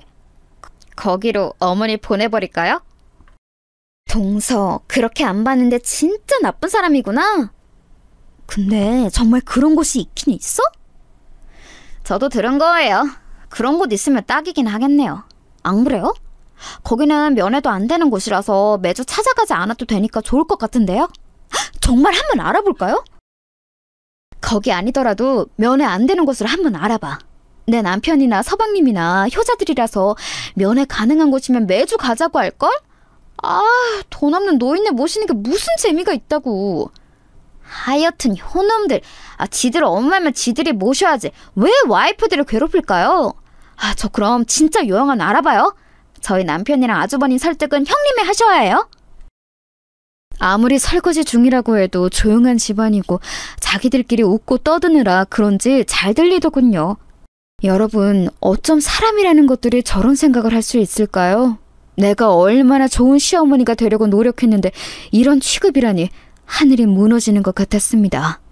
당장이라도 가서 저 두 년의 머리카락을 쥐고 흔들고 싶었지만 꾹 눌러 참았습니다. 끓어오르는 분노를 눌러 참으며 어떻게 해야 할지 머리를 굴렸습니다. 엄마? 여기서 뭐 하셔요? 때마침 둘째가 마트에 다녀온 둘째 아들이 들어오며 제가 물어보더군요. 저는 일단 며느리들의 대화는 못 들은 척하며 방금 화장실에 나온 사람처럼 태연하게 거실로 나왔습니다. 저와 둘째의 목소리가 들리자 당연히 며느리들도 대화를 멈췄고요. 저는 둘째 아들이 주는 주스를 다 마시고 식탁에 내려놓으며 제가 들고 온 가방과 겉옷을 찾았습니다. 사실 첫째 아들의 권유로 한 일주일 정도는 여기서 지내다가 구원집으로 갈 생각이었는데 저 소리를 들으니 도저히 여기서는 지낼 수가 없겠더라고요. 큰애랑 작은애랑 오늘 고생 많았다. 나는 이제 그만 일어나 보련다. 아니 어머님 어딜 가신다고 그러세요? 큰며느리가 한껏 당황해서 물어보더군요. 저는 그 물음에 태연하게 대답했습니다. 설마 내가 너희들에게 신세를 지겠니? 병원 가까운 곳으로 집 알아봤다. 거기 들어가기로 이야기 끝났고 이미 짐도 그쪽으로 보냈으니까 나올 필요 없다. 저는 그 말을 끝으로 가방을 챙겨 첫째 집을 나왔습니다. 둘째가 데려다 드리겠다고 따라 나왔지만 저는 그런 둘째를 돌려보내고 혼자 택시를 타고 전셋집으로 들어갔습니다. 깔끔하게 정리된 집을 보다가 저는 요양원에 집어넣으려고 자기들끼리 웃고 떠들던 고약한 며느리들을 어떻게 골탕 먹을까 하다가 첫째와 둘째에게 집 주소와 함께 내일 저녁 일 끝나고 집으로 오라는 문자를 보냈습니다. 우선 아이들도 같은 생각이었던 건지 궁금했거든요. 아니야, 엄마 우리는 아니야. 형은 몰라도 나는 절대 아니야. 우리 엄마가 그동안 얼마나 고생을 했는지 아는데 설마 내가 그런 곳에 보내겠어? 저도 아니에요, 어머니. 그럴 거였으면 왜 여기까지 오시겠겠어요? 아픈 어머니를 그런 곳에 모실 리가 없잖아요. 너희들도 같이 그런 생각을 한 게 아니라면 됐다. 나 너무 억울하고 서러워서 그 고얀 것들한테 복수를 해야겠어. 저는 첫째와 둘째에게 그렇게 말하고는 김 변호사에게 연락을 해서 제가 들은 내용들을 모두 말했고 지금 집 명의가 제 것인 것과 첫째 며느리에게 돈을 입금했던 내역들도 이야기했죠. 김 변호사는 제 명의로 된 집에 살고 있으니 언제든지 퇴거 명령을 내려도 되고 병원이 있는 것도 제 명의로 되어 있으니 퇴실시켜도 된다고 하더군요. 제가 그대로 병원 운영을 할 수 있도록 해서 할 수 있는 거지 새로운 소유권을 가진 사람이니까 빼라고 하면 빼야 한다고 하더군요.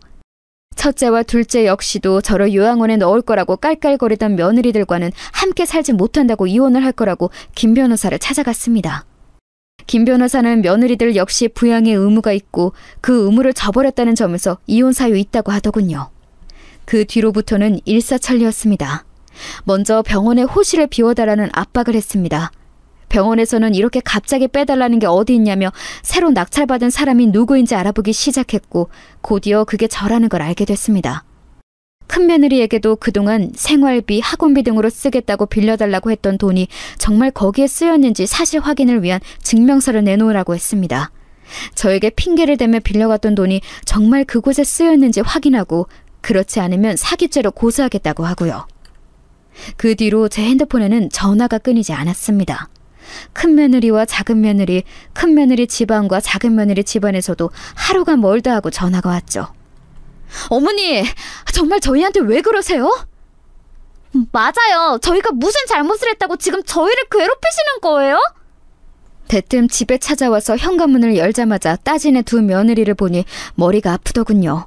한숨을 내쉬면서 있는 그대로 말했습니다. 그러는 너희는 내가 무슨 잘못을 했다고 나를 요양원에 보낼 생각이었니? 어떻게... 아니 어머니... 그건 장난으로 농담으로 웃고 떠들려고 한 말이었죠. 됐다. 설마 내가 너희한테 나 모시라고 하겠니? 돈 없는 늙은이 모실 필요 없다. 이제부터 내가 번 돈으로 살 거니까 첫째 너는 내가 준 돈 모두 뱉어내라. 어머니 죄송해요. 제가 잘못했어요. 어머니 손주를 봐서라도 용서해 주세요. 정말 그냥 장난으로 한 말이었어요. 아니, 이미 난 마음 굳혔다. 큰애 네가 돈을 어디에 어떻게 썼는지는 모르겠지만 변호사한테 물어보니까 쓰겠다고 하는 용도 외에 쓰게 되면 그거 가지고 재판을 할 수 있다고 하더구나. 나는 그 돈 꼭 받아서 돈 없는 노인네 말고 돈 많은 노인네 할 거다. 그리고 작은애, 너도 똑같아. 사돈에게 병원 빼라고 전해라. 어머니, 아무리 그래도 저희 아빠 병원인데 그렇게 마음대로 빼라고 하시는 게 어디 있어요? 너야말로 너희 마음대로 나를 요양원에 보내려고 했잖니? 나는 그러면 안 된다는 법 있냐? 그리고 그 병원이 있는 자리에 내가 그동안 피와 땀을 흘려 번 돈으로 산 정당한 내 공간이다. 거기에 내가 병원을 넣든 뭘 넣든 내 마음 아니니? 짧은 기간이지만 내가 좋은 마음으로 사돈병원 가만히 뒀지만 내가 너희들한테 그런 취급당하는데 왜 내가 마음을 곱게 써야 하니? 됐다. 나는 이제 너희를 내 며느리 취급 안 할 거니까 썩 내 집에서 나가. 어머니! 저는 그 말을 하고 현관문을 닫아버렸습니다. 밖에서 며느리들이 시끄럽게 저를 불렀지만 그대로 뒀습니다. 지금 후회해봤자 이미 엎질러진 물인데 다시 담을 수 있겠어요? 괜히 좋은 마음으로 며느리들한테 잘한 거였는데 그 마음이 배신당하니 서글프기만 하더군요. 아무튼 저는 모든 권한을 김 변호사에게 넘기고 병원에 다니며 치료에 전념했습니다. 확인 결과 정말 큰 며느님께서 사장님이 주신 돈을 다른 곳에 사용했다고 하더군요. 그렇게 주식으로 돈이란 돈을 다 없애버리고 다시 주식을 시작하다니. 주식 때문에 이혼을 한 해 만에 해놓고 또 주식을 사? 아주 머리가 꽃밭인가 보군. 작은 며느리 쪽은요? 병원에는 이번 연도 안으로 나가라고 이야기했습니다. 그쪽에서 어떻게 나올지는 알아봐야 할 것 같습니다. 그래도 계속 우길 수는 없을 거예요. 사장님 말씀대로 병원에서 나간다고 하면 어느 정도 이사 비용은 드리는 걸로 할게요. 그래, 김 변호사. 고생했어요. 앞으로도 조금만 더 고생해줘요. 첫째와 둘째는 그 둘과 이혼한다고 김 변호사를 찾아갔다고 하더군요. 이런저런 이야기를 하다가 집 이야기가 나왔다고 해요. 어차피 집은 제가 첫째와 둘째에게 각각 혼인신고 전 증여한 재산이라서 재산 분할에 포함되지 않는다고 하더군요. 게다가 첫째 같은 경우는 최근에 있었던 큰며느리의 주식 투자 때문에 모아놓은 돈까지 없어져서 분할할 것도 없고, 둘째의 경우에도 병원을 이전하면서 모아놓은 돈을 모두 병원에 이전해 쓰라고 사돈댁에 드렸기 때문에 나눌 게 없다고 하더군요. 그 외에 재산이라고 해봤자 차가 전부고 차도 얼마 하지 않은 차라서 크게 달라질 건 없다고 하더군요. 손주들에 대한 양육권이 문제였는데 그건 손주들의 의견도 이혼 조정을 통해 물어봐야 하는 거라서 정확하지는 않을 거라고 하더군요. 그 부분에 대해서는 첫째와 둘째 역시 손주들의 의견을 따르겠다고 했으니 양육권 부분은 이혼을 조정하는 과정에서 정리하면 될 일이었습니다. 김 변호사와 대충 상황을 정리할 즈음 제가 사는 집 앞으로 큰 며느리와 작은 며느리가 찾아왔습니다. 엉엉 울면서 동네 시끄럽게 문을 두드리고 소리를 지르길래 마지막으로 변명이라도 들어볼 생각으로 데리고 들어왔습니다. 며느리들은 집 안으로 들어오라고 하고 신발장에 신발을 벗고는 제 다리를 붙잡고 엉엉 울며 빌더군요. 어머니, 진짜 죄송해요. 어머니께서 더 이상 돈도 못 준다고 하시는데 그게 너무 짜증이 나서 그런 못된 생각을 했어요. 근데 그거 진짜로 어머니를 요양원에 보내려고 그런 게 아니라 장난으로 한 말이었어요. 저는 요양원 찾아보지도 않았어요.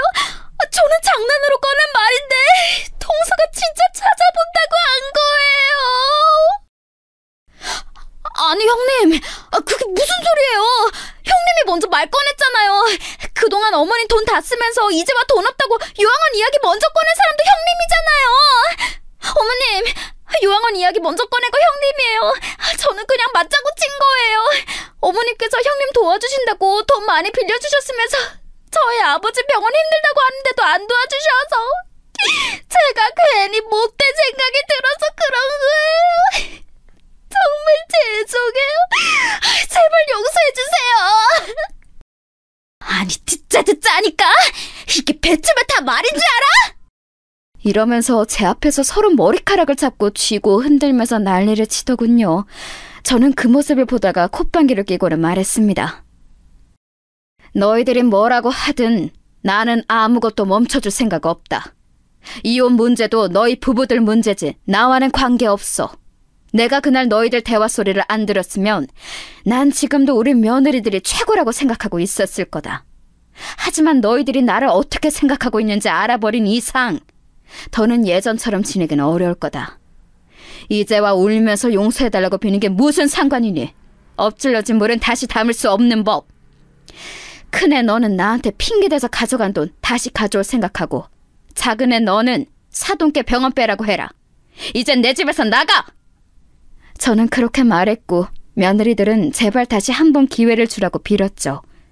저는 시끄럽게 구는 며느리들을 끌어내기 위해 첫째와 둘째에게 연락을 했고 곧이어 아이들이 와서 며느리들을 끌어냈습니다. 그 후로도 몇 번 며느리들이 찾아왔지만 저는 문을 열어주지 않았습니다. 하도 시끄럽게 울고 문을 두드려서 경찰들을 불렀죠. 경찰들도 처음에는 무슨 일인가 싶어 물어봤는데 제가 그동안 있었던 일을 간략하게 설명해주고 아들들과 며느리들이 이혼 절차를 밟고 있다고 하자 남의 집에서 이렇게 시끄럽게 굴면 안 된다고 며느리들을 데리고 가더군요. 그날 저녁 바로 첫째 사부인과 둘째 사돈에게 전화가 오더군요. 사돈, 아무리 그래도 부부 사이에 아이도 있는데 이런 식으로 이혼을 시키면 어떻게 합니까? 제가 자식을 잘못 키워서 사돈께서 속상하신 일이 있었지만 좋은 게 좋은 거라고.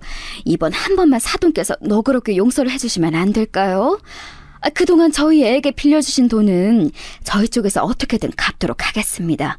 그러니 이만 화 풀어주세요. 아니요, 저는 용서할 마음 없습니다. 처음에 큰애가 이상한 주식을 해서 사채에 손을 썼을 때도 저는 이혼 생각을 하는 첫째를 말렸습니다. 게다가 사채빚까지 갚아줬죠. 그건 첫째 부부 사이에 있던 제 손주를 위한 일이기도 했습니다. 그 뒤로도 이상함을 느꼈지만 이런저런 핑계를 대서 돈을 보내달라는 큰애에게 어떤 말도 붙이지 않고 돈을 보내줬어요. 그런데 제 호의가 그런 식으로 짓밟힌 거 저는 무시할 수 없습니다. 저는 더 할 말 없으니 이만 끊겠습니다.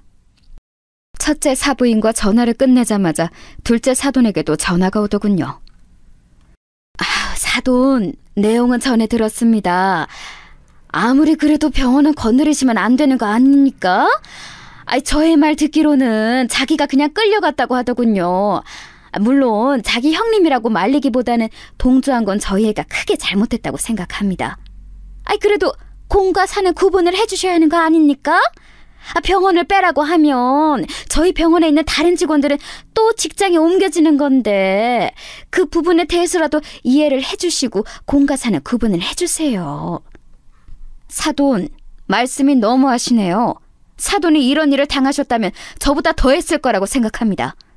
아무리 자기 형님이 그랬다고 해서 말리지 못하면 동조라도 하면 안 되는 거 아니겠어요?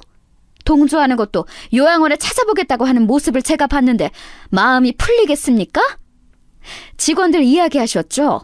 걱정하지 마세요. 거기 자리 빠지면 저희 둘째가 그곳에서 개원할 겁니다. 그 직원들 그대로 저희 아들이 인수하면 되겠군요. 저희 김 변호사님이 하시는 말씀 들었을지 모르겠지만 마음 정하시면 연락 주세요. 바로 전세금과 함께 이사 비용도 이체드리겠습니다. 하루빨리 빼세요. 공사를 구분하라고 하셨죠? 제가 그동안 사돈이라서 사적인 마음으로 아무 말 없이 병원 사용하게 해드렸지만 이제 이혼하면 사돈도 아닌데 제가 왜 사적인 마음으로 잘해드리겠어요? 이제 공적인 마음으로 어서 병원 빼주셨으면 좋겠습니다. 이만 전화 끊겠습니다. 며느리들에 이어 그 부모에게까지 싫은 소리 가득한 전화를 받았지만 저는 꿋꿋이 저의 의견을 굽히지 않았습니다. 사실은 어서 이 일들을 정리하고 글을 적고 싶었지만 한 번씩 마음이 약해지는 저를 다잡고자 이렇게 글을 썼습니다. 여러분, 제가 마음이 약해져서 합의하지 않도록, 아이들의 이혼을 다시 한번 생각해보라고 하지 않도록 응원 한 번씩 부탁드려요. 글 끝까지 봐주셔서 정말 감사합니다.